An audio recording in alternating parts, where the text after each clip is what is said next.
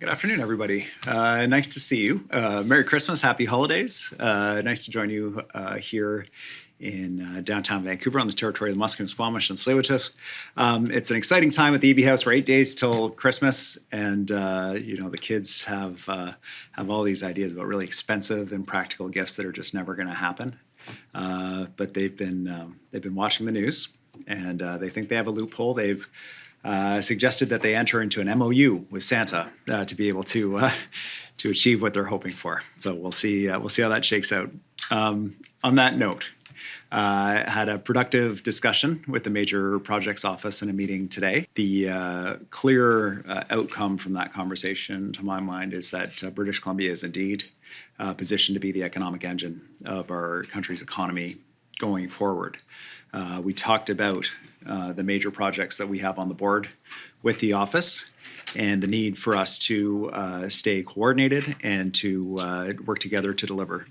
And particularly, I raised with the Major Projects Office the crucial work that we have to do around trade-enabling infrastructure, with the flooding that we saw in the Fraser Valley around Highway 1, and the threat, if we don't address that for the long term, that highway could face impacts that would last for months, disrupting trade across the country. The Massey tunnel and the need for replacement there to ensure that goods are moving to our ports. Issues like the Second Narrows rail bridge that have been raised by companies like Nutrien about as choke points to our port that can restrict growth. We need to work together on addressing those crucial issues. The crucial piece for British Columbia is that we are a steady partner for the federal government for the vision that they have around the Canadian economy. We can deliver these projects. We are ready to go. And the projects for British Columbians mean family supporting jobs, means training opportunities for young people in every corner of the province.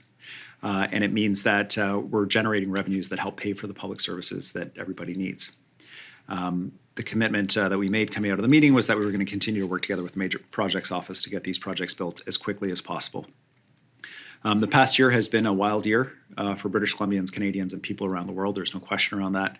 Our economy under direct threat from the president showing up in very real ways for families in British Columbia, especially in the forestry sector. And the choice continues to be for our provinces to submit to the direction put forward by the president or to continue to build our own way, diversify our trading partners, strengthen our provincial economy and our national economy. And certainly British Columbia has chosen a direction.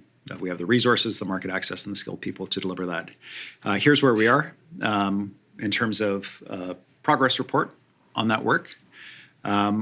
We have major projects underway. Rents and the cost of housing coming down for British Columbians, more to do, more families being connected to family doctors, major new infrastructure, bridges like the Riverview Bridge, new hospitals in the province opening up. The economy, though, is still uneven. There are people who are not benefiting. They're facing higher costs. They're still under stress. So the work needs to continue. And that's why what comes next really matters. What we are seeing is a growing confidence, despite challenges, a growing confidence in major project proponents in our province. The Anglo-Teck decision to locate here in British Columbia. This is one of the world's largest mining companies, once combined. Their head office will be in the Lower Mainland. They have committed to spend $4.5 billion in Canada, and we know where the majority of that spend will be. It will be in British Columbia. It will be at the Teck smelter. It will be at the Highland Valley Copper Mine near Kamloops. It will be in the Northwest around projects like Galore Creek. This $4.5 billion commitment over 5 years means thousands of jobs in construction and servicing these mines, but also for suppliers in the Fraser Valley, in the Lower Mainland, and office jobs and knock-on benefits right across the province. We also got very positive news from Artemis Gold. They just recently opened their gold mine north of Prince George. They reached a decision this week to expand that project. That expansion is more than $1 billion investment in our province.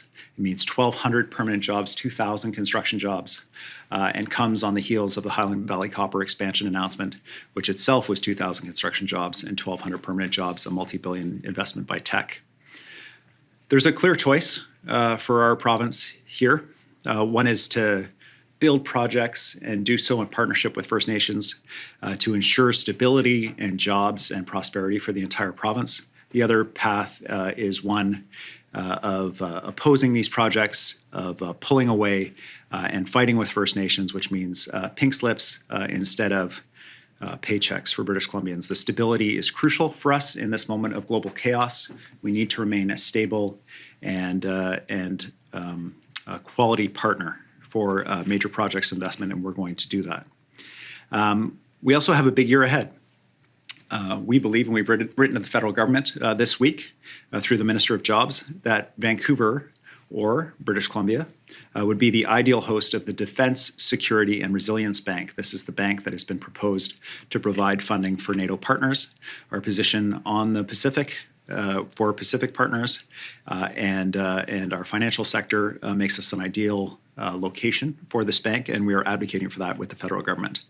We have more than 8 major mining projects in final permitting. Half are expected to reach final investment decision in the next year. We have billions of investment in jobs and opportunities for British Columbians coming to final investment decision in the energy sector as well. LNG Canada Phase 2, as well as the Silisms LNG project are both, we expect, reaching final investment decision in the next year. These projects create good jobs for British Columbians and training opportunities and make us less dependent on the United States for our opportunities. We are going to build the way forward here in this province for people in British Columbia as well as the entire country. We're creating opportunity, and these jobs are showing up in real final investment decisions from real companies that are ready to build and are building right now in our province.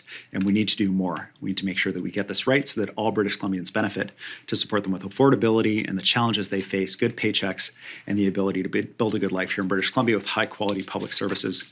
Together, we're going to shape a stronger future for all British Columbians. Thanks very much.